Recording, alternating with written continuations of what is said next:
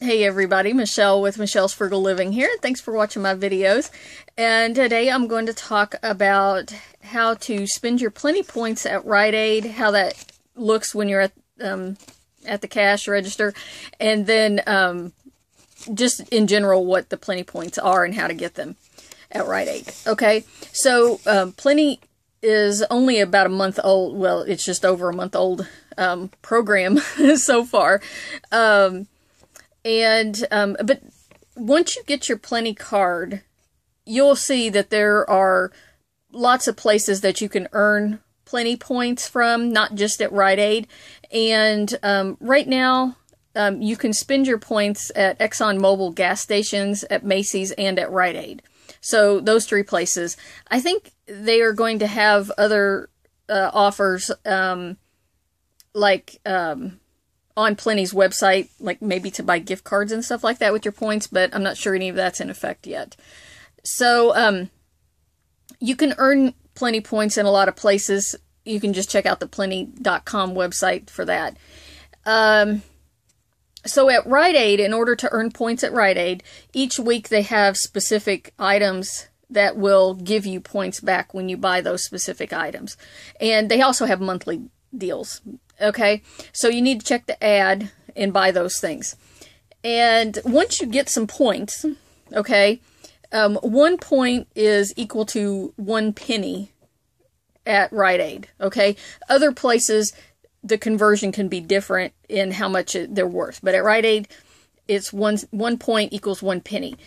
Now, in order to spend your points at Rite Aid, you have to have at least 200 Plenti Points on your card, and your transaction you need to owe at least $2 in your transaction.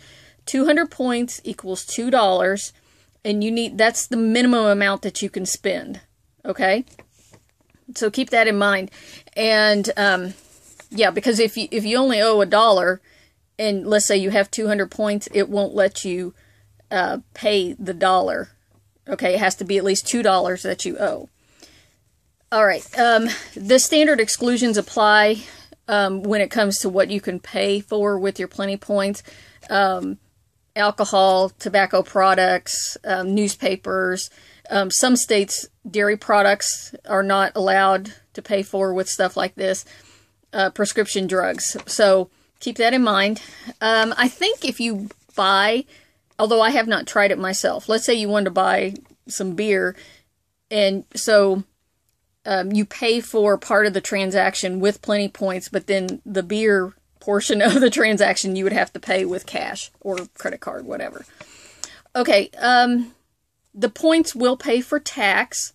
Okay, so let's say you buy something and it costs $1.99 and you owe 15 cents in tax.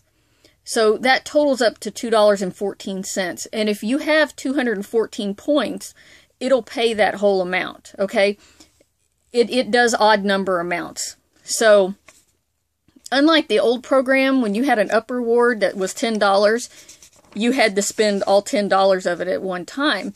But that doesn't work the same way with the points. The points will pay any denomination, that you owe, and based on how many points you have. And the points do expire, but they won't expire for 2 years at least. And what it says in their rules of Plenti is that on December 31st each year, it's going to look at how old your points are, and if they're 2 years old, it'll delete them out. So you got 2 years to use them, before they would go bad, basically. Okay, so let's say you bought some stuff, you got some points.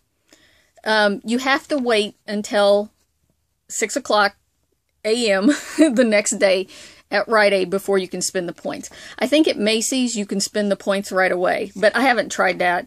But I think that might be the case for Macy's. But Rite Aid points don't get activated until the next day. Okay, so keep that in mind. Buy something today, I can turn around and use those points tomorrow.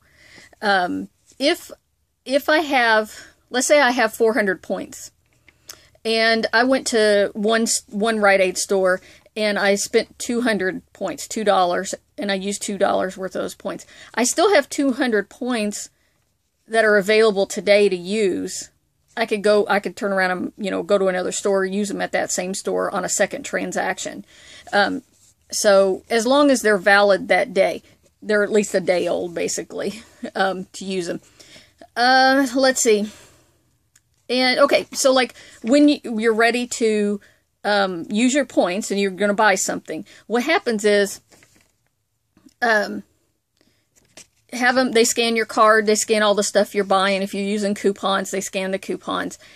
Okay, once your transaction is at least $2 that you owe, they're on the little credit card scanning device that's right there.